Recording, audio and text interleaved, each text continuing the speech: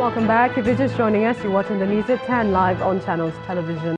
And here comes some of the reports that you sent in, beginning with our first from Ondo State, showing this gridlock on this road that connects to Abuja, the federal capital. He says this traffic jam is caused by the poor state of the road, which motorists say has become a death trap. He's appealing to the state and federal government to do something about it. Next is this image from Iwaya, Onike area of Lagos State, showing the poor state of that road as well. Our eyewitness laments how much trouble motorists go through using the road. He wants the state government to fix it. And finally is this image from Ofiki in Oyo State. The image shows people wading through flood while others are pushing their bus out of it. According to our eyewitness, the passengers had to resort to pushing when the vehicle packed up in the water. He says that this is what the road looks like whenever it rains, and he wants the state government to do something urgently too. Thank you for sending in this report, and please note that you can keep them coming. And now let's go over to the National Assembly, where the House of Representatives has completed work on the amendment of the Electoral Act as the bill has passed third reading.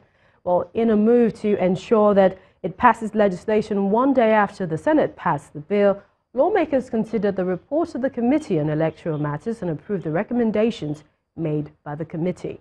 Our correspondent Lanre Lasisi reports. Lawmakers walking out after a heated debate during the consideration of the proposed amendment to the Electoral Act last week. Those in favor of the motion say aye. Fast forward to Wednesday's plenary session.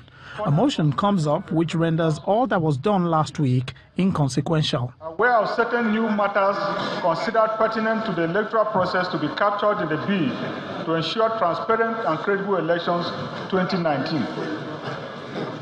Resolved to rescind its decision on clauses 1 to 26 of the bill for an act to amend the provisions of the Electoral Act No. 6 of 2010 and for related matters, and recommit the bill to the Committee of the Whole for further legislative action. The House moves to consider the report of its Committee on Electoral Matters on the proposed bill.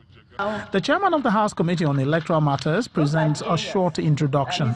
I want to specifically and categorically state very clearly that all the issues raised by the President of the Federal Republic of Nigeria while declining his assent to this bill have been captured and addressed. Lawmakers then consider the specific areas in the bill which President Buhari objected to. Page 3, where Section 9 of the Principal Act is sought to be amended as there is a new insertion, and that is what we are going to carry. The House also considers the whole 157 clauses in the document. 126, 127, 128, 129, 130. The document is then read for the third time to complete the process. Speaking afterwards, the chairman of the committee says she's optimistic that this bill will meet the president's approval. Of course, I want to confidently say that, yes, we have addressed all issues raised by Mr. President, all issues raised by INEC, and of course, all issues raised by members of the National Assembly. So I can comfortably say that we are expecting assent by Mr. President. As the 2019 general elections draw closer, one wonders if President Muhammadu Buhari will sign this bill into law in time for the elections, or if it will go down as one of the most rejected bills in the history of the Nigerian parliament. Lanre Lasisi, Channels Television News.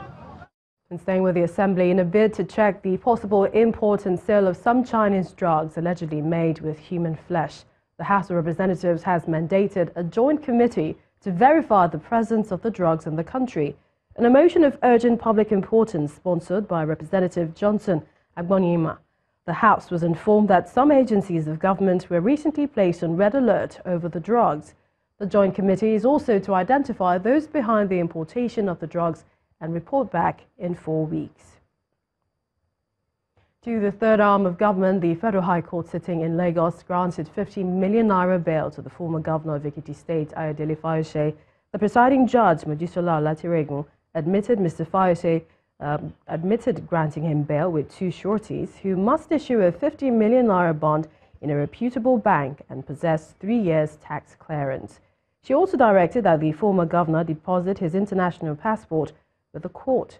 Mr. Fayose's lawyer, Kanu Agabi, had earlier asked the court to grant bail to his client based on self-recognition and on the ground that he voluntarily submitted himself to the EFCC. But the commission opposed the request, insisting that Mr. Fayose arrived at the EFCC headquarters in Abuja accompanied by hoodlums who were willing to attack their officials.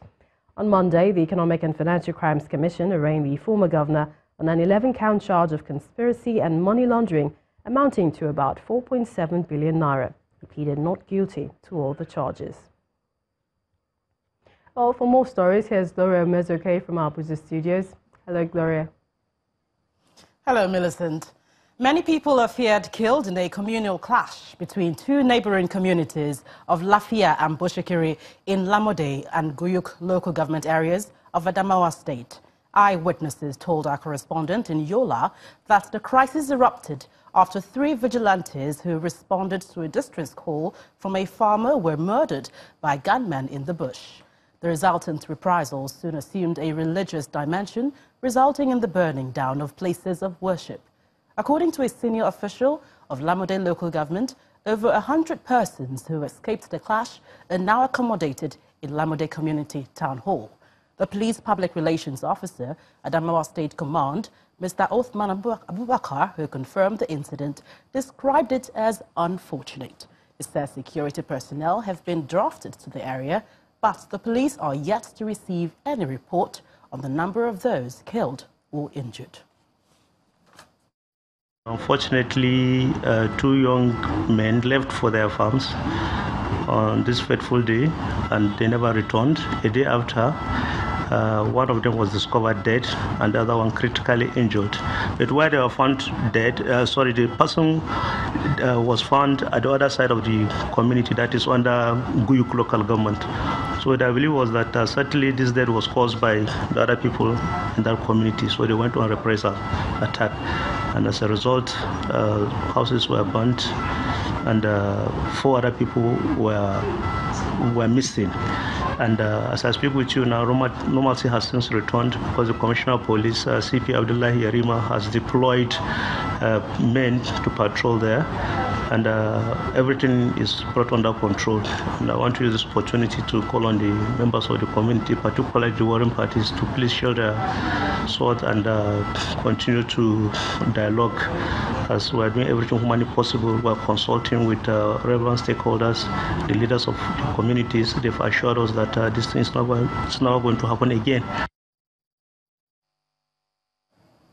The Senate has asked security agencies to investigate the cause of the crisis in Kaduna State and ensure that the perpetrators of the violence face justice. Scores of people have been killed in the latest violence in Kaduna State in the last 4 days.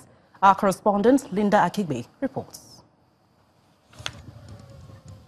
For 4 days, Kaduna metropolis has been under a curfew in response to violence which erupted in several parts of the state. Scores of people have been killed in the violence, which appears to have religious and ethnic undertones. The Senate is further to note. A federal legislator representing Kaduna State in the upper chamber is of the opinion that despite the curfew imposed by the state government, violence is still ongoing in the state.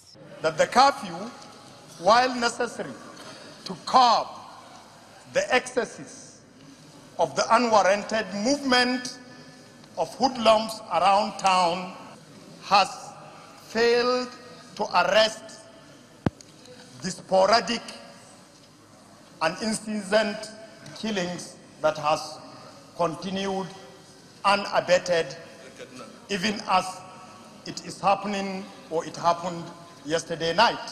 Contributing to the debate, Senator Shehu Sani, who seized the opportunity to announce his membership of a new political party, says hate speech worsens the tension in the state. I stand as Comrade Senator Shehu Sani from the PRP, People's Redemption Party.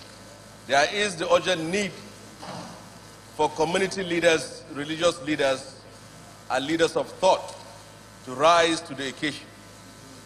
Killings of innocent persons in the name of religion or ethnic identity is a serious threat not just to the peace of the people of Kaduna State, but the peace and stability of the country as a whole. The contributions of most people. Senate President Bukola Saraki wants lawmakers to set aside a day to discuss the security challenges in the country, but the Senate leader has a contrary opinion. What I think we need to do is not to talk about it again, because we had discussed almost every issue. I think the leadership of the National Assembly should be able to engage the executive arm of government on the implementation of what we have recommended previously. As the Senate discusses the crisis in Kaduna, where scores of people have been killed, observers of the legislature fault lawmakers for not being proactive enough by ensuring that previous recommendations which they raised to address the security challenges in the country are enforced by the executive. Linda Akibe, Channels Television News. When the news at 10 returns, Brewers giants Guinness Nigeria reports strong net sales in 2018 despite challenging operating environment. That's in business news. Let's join us again.